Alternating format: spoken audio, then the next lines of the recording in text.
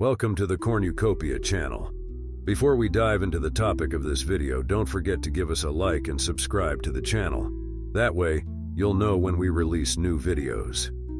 The fascinating myth of Aristotle and Phyllis is a medieval narrative that reveals the triumph of a woman's seductive power over the greatest intellectual mind of ancient Greece, the philosopher Aristotle. This story is part of a group of narratives known as the Power of Women, which became popular during the Middle Ages. This legend inspired artists of various eras, from the 12th century to the present day. We can find representations of this theme in sculptures in churches, wooden or ivory panels, tapestries, engravings, oil paintings, bronze jars, and stained glass windows. Despite variations in how the story is told, the core of the narrative remains the same. Aristotle advises his pupil Alexander to avoid Phyllis, his father's seductive lover, but he himself is enchanted by her. Phyllis agrees to ride Aristotle as long as she can play the role of the dominator. She had previously revealed to Alexander what would happen, and he witnesses Phyllis proving that the charms of a woman can overcome even the philosopher's intelligence.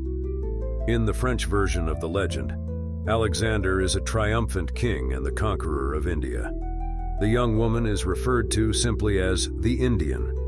Aristotle scolds Alexander for shirking his responsibilities as a ruler and military leader. The young woman chooses to seek vengeance on the philosopher. Aristotle agrees to negotiate with Alexander on her behalf in return for her favors. The seduction scene unfolds in a garden, where she rides on Aristotle's back while Alexander observes with a smile. Ultimately, Aristotle apologizes to Alexander, stating, "Love overcomes everything and will continue to do so as long as the world exists." In the German version of the story, Alexander is a young man at his father's court. The young woman, Phyllis, is of noble descent and part of the queen's retinue. Alexander disobeys the king's order to stay away from his lover, as Aristotle had advised, since he wasn't focusing on his studies. The young woman seeks to avenge herself on the philosopher. Aristotle requests that she spend the night with him in exchange for money. The seduction scene occurs in a garden, where she rides on Aristotle's back, observed by the queen and her attendants while Phyllis hurls insults at Aristotle. Ultimately, Aristotle escapes to a far-off land where he reflects on the deceitfulness of women's tactics. This medieval legend of Phyllis's domination over Aristotle is a fascinating exploration of female power and male intellect's vulnerability, even in the face of the greatest philosophical figure of ancient Greece. The contrast between Aristotle's supposed intellectual superiority and his surrender to Phyllis's charms is what makes this story so captivating and revealing. The various artistic representations of this myth, from church sculptures to paintings and tapestries, demonstrate how popular and widespread this narrative became during the Middle Ages and the Renaissance. Renowned artists were drawn to the opportunity to depict this scene of female domination over the greatest philosopher of antiquity. In the French version, the figure of Alexander, the conquering king, adds a layer of political complexity to the story, with Aristotle reprimanding him for neglecting his state duties. In the German version, the presence of the queen and her entourage as witnesses to Aristotle's humiliation adds an element of scandal and public shame to the narrative's conclusion. Regardless of the variations, the central message of this myth remains the same. A woman's seductive power can overcome even the brightest male mind. This story serves as a moral warning about the dangers of lust and temptation, even for the wisest and most educated men.